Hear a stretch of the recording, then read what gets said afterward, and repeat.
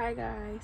So today I want to talk to you about how basically your sacrifice of praise, how your praise to God is the key to your wholeness.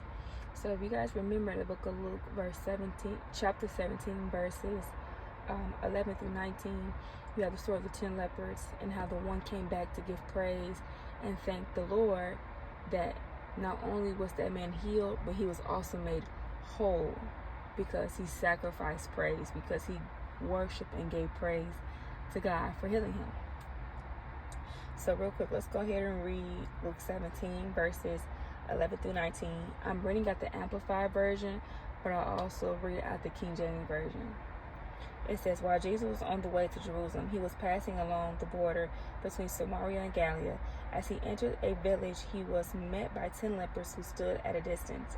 And they raised their voices and called out, Jesus, Master, have mercy on us. When he saw them, he said to them, go and show yourselves to the priests. And as they went, they were miraculously healed and made clean.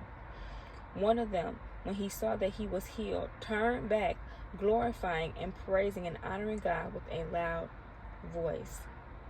And he lay face down at Jesus' feet, thanking him over and over. He was a Samaritanite. Then Jesus asked, were not 10 of you cleansed? Where are the other 9? Was there no one found to return and to give thanks and praise to God except this foreigner? Jesus said to him, get up and go on your way. Your faith, your personal trust in me, and your confidence in God's power has restored you to health. But in the King James Version, it said that it had made him whole. So a part that really stuck out to me was how the man turned back to glorify God.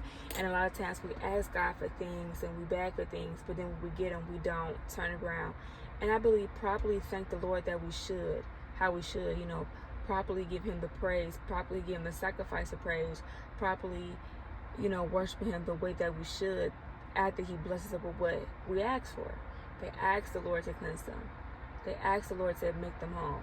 And and the Lord did exactly that.